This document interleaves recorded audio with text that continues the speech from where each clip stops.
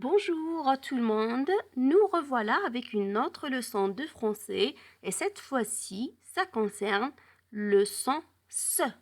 Comment ou quelles sont les manières d'écrire le son S? So, good morning everyone. This time we will see together how to write the French sound S. We have different ways to write this sound. So, let's start. Alors, premièrement, choisir entre S et deux S. So, we have to choose between one S or double S. Le son S s'écrit S. Le son s'écrit S en début de mot comme savoir, soir ou sortir, par exemple. Ou à l'intérieur d'un mot entre une consonne et une voyelle. À l'exemple de pensif ou veste. So, the sound S, it can be written as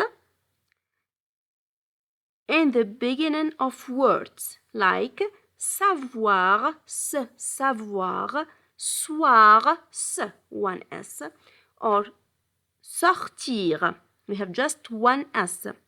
Or it can be written in S also inside a word between a consonant and a vowel, like pensif, veste, for example. But you have to pay attention because when we write one S between two vowels, it represents the sound Z. Alors, la graphie S entre deux voyelles représente le son Z, comme visa, présenter, présente. So, il faut faire attention à cela.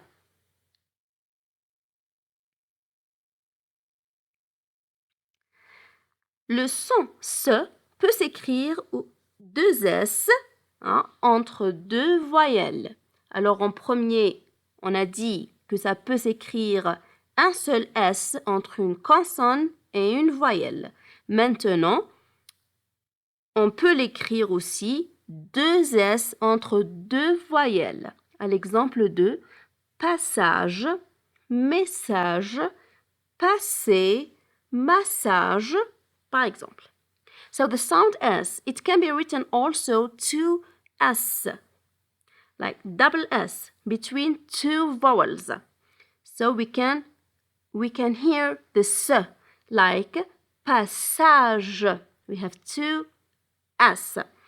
Or message, or passer, or masser, massage. Il y a toujours deux S entre deux voyelles pour entendre le son S. We have to write double S between two vowels to hear the sound S. OK? Alors, on a deux autres manières d'écrire le son S. We have two other ways to write the sound S. Let's see. The first one is si. Alors, la première, c'est la lettre C. La graphie C représente le son S devant un E, un I ou un Y. So, the letter C, it represents the sound S when it comes before an E, I, or Y. Just these three vowels. For example, centre, CI, cirque, CI, cyber or cyber, cyber, CY. Mais attention aussi, la lettre C représente le son K devant les voyelles A, O et U. Par exemple, cartable, corps ou cure. So we have to pay attention to this letter too, because it represents the sound K when it comes before an A, an O, or U. For example, cartable, C-A, we pronounce it K. Or corps, we pronounce it also K. Corps, K. Ou bien encore cure. Ok? Il faut faire attention. Alors, on a dit pour le S, quand le S est écrit entre deux voyelles, ça représente le son Z. Et quand le C est écrit devant le A, le O ou le U, eh bien, ça représente le son K. So, we have to pay attention to these two letters. The S, when it is written between two vowels, between two vowels, that represents the sound Z. And the letter C, when it's written before the A, the O, the U, it represents the sound K. So we have to pay attention to these letters. Alors, le son SE peut s'écrire aussi en forme de C avec cédille. We can write the sound S with C cédilla. Ok, la graphie C représente le son S devant le A, O et le U. Alors, to hear the sound S, we can write the C cédilla. When we have the vowels A, O, U after a C, we have to write the C cédilla to represent the sound S. For example, traçable. You see, if we didn't make the C cédilla, and if we put just the C, so we will read it tracable. But here we have the C cédilla, and then we read it traçable. We hear the sound S. Façon, garçon, gerçure. Vous voyez, devant, quand il y a le C devant le A, le O, ou bien le U, eh bien, on met la cédille pour qu'on prononce le son S. Okay, we have to add the cédilla here to pronounce the sound S. Great. Maintenant, on fait un petit récapitulatif. Alors, le son S peut s'écrire S, 2 S, C, ou bien le C avec une cédille. So, the sound S can be written in different ways. One S, double S, C, or C cédilla. For example, danse, semaine. Ok, il y a un seul S, just one S. Poisson, pâtisserie. Here we have double S because we have vowels. Okay.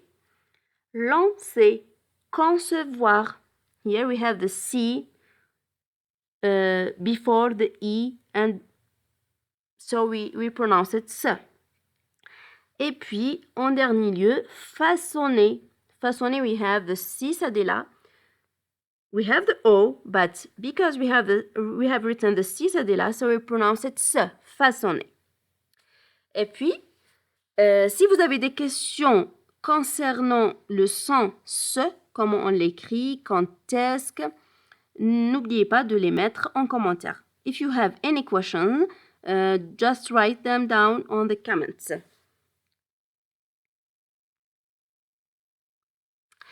Alors, maintenant, on passe à autre chose.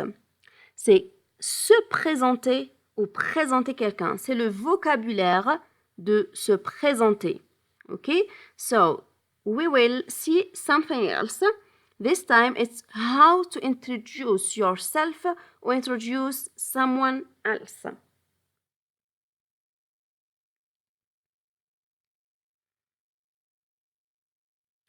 Alors, se présenter en français consiste à dire votre nom et prénom, votre âge, votre nationalité, votre métier et où vous habitez. So, to introduce yourself in French, you have to say your last and first name, your age, your citizenship, your job, and where do you live. Okay? These are the general questions that we will answer to introduce ourselves. Alors, c'est des questions, il y a des questions auxquelles on répond pour se présenter. Pour se présenter, on a 3 verbes importants. Le verbe être, le verbe avoir et le verbe s'appeler.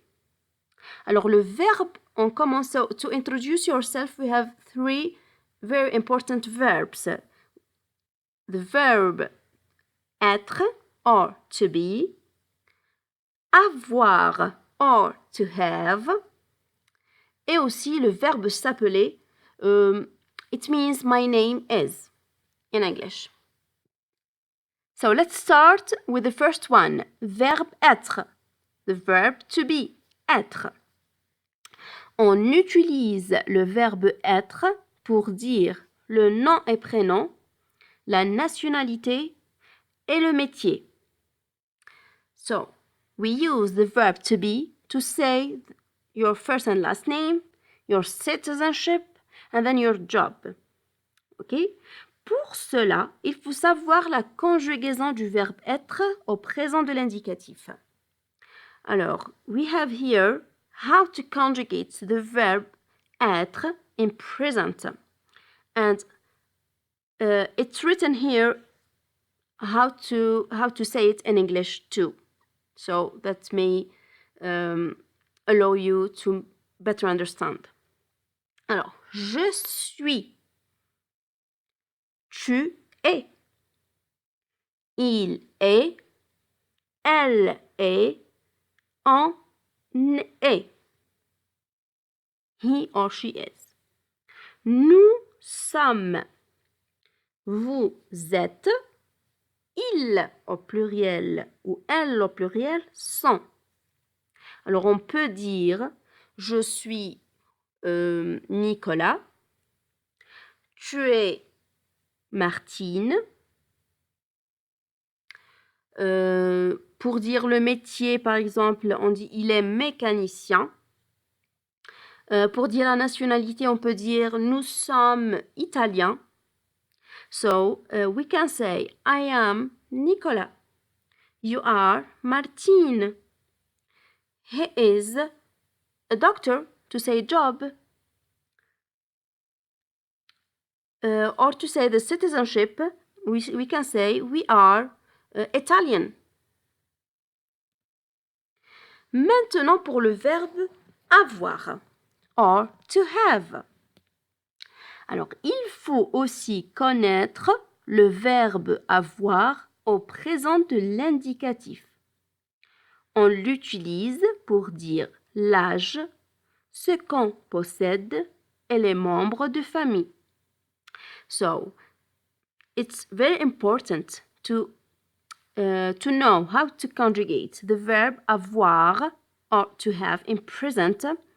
We can use it to say the age, what do we have, or to talk about family members.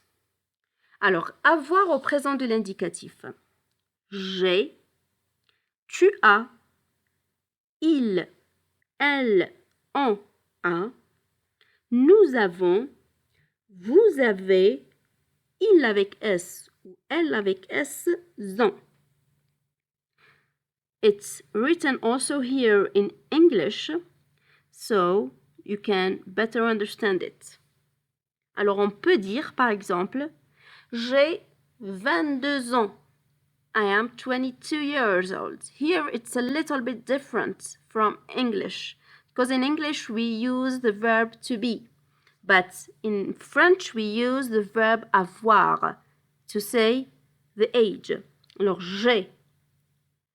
On peut dire j'ai une voiture pour dire ce qu'on possède. To say what we have, we can say I have a car. J'ai une voiture. Ou bien pour dire, pour parler des membres de la famille. Tu as 2 frères. You have 2 brothers when we talk about family members. OK? Maintenant, en troisième lieu, on passe au verbe s'appeler. En anglais, on peut dire my name is.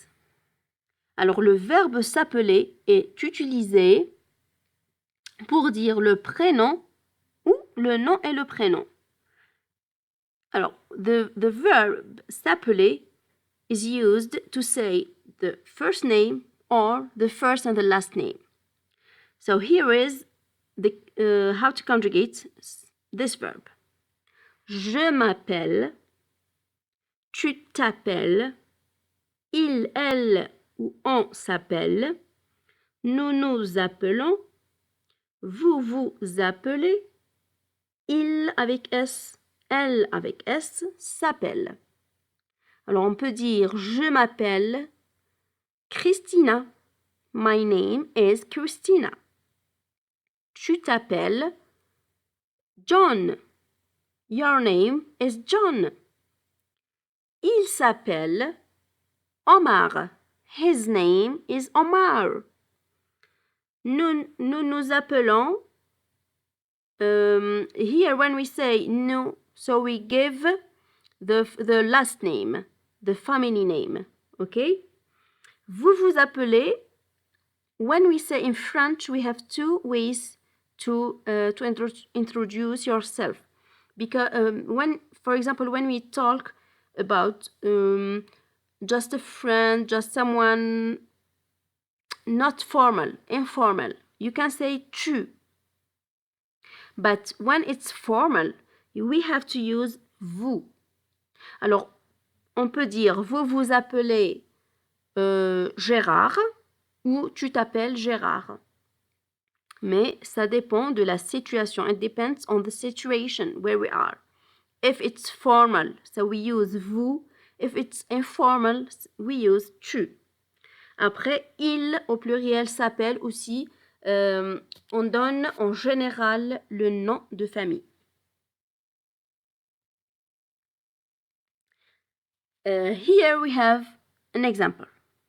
Par exemple, bonjour, je m'appelle Thomas, j'ai 26 ans, je suis français, j'habite à Paris, j'ai un frère et une sœur, je suis médecin.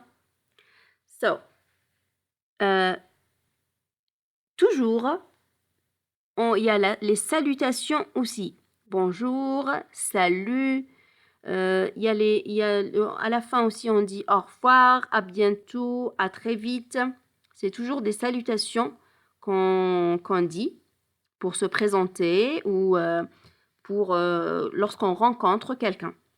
So, it's written here the same thing in English. So, good morning, my name is Thomas, I am 26 years old, I am French. Alors ici, vous voyez, on a dit le prénom, on a utilisé le verbe s'appeler. We have used the verb s'appeler, je m'appelle, to say the name or the first name. Then we have used the verb avoir to say the age. Then the citizenship, we have used je suis, c'est le verbe être. J'habite à Paris, it's included in the vocabulary to introduce yourself. J'habite à Paris, or I live in Paris. In Paris. J'ai un frère et une sœur. Ici, on a utilisé le verbe avoir. We have used the verb avoir to talk about family members. J'ai un frère et une sœur. I have one brother and one sister. Après, on a utilisé le verbe être aussi pour dire le métier. To say the job, we have used the verb être. Je suis médecin ou I am a doctor. Un autre exemple. Là, c'est une discussion entre deux personnes.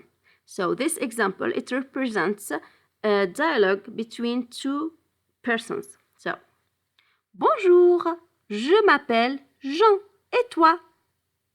Bonjour, je suis Léa. J'ai 42 ans. Et toi? J'ai 31 ans. Je suis américain. Et toi? Je suis espagnol. J'habite à New York. Et toi? J'habite à Barcelone. Je suis architecte. Et toi? Je suis pharmacienne. Au revoir, à très bientôt. Ou on peut dire enchanté, toujours nice to meet you. When we see someone for the first time and we start a conversation like this one, we have to use good morning, goodbye, have a nice day, nice to meet you. So, alors, ces salutations sont très importantes lors de se présenter. Et puis, je vous dis merci et puis à très vite. Et toujours, si vous avez des questions, vous avez qu'à les mettre en commentaire. À très vite.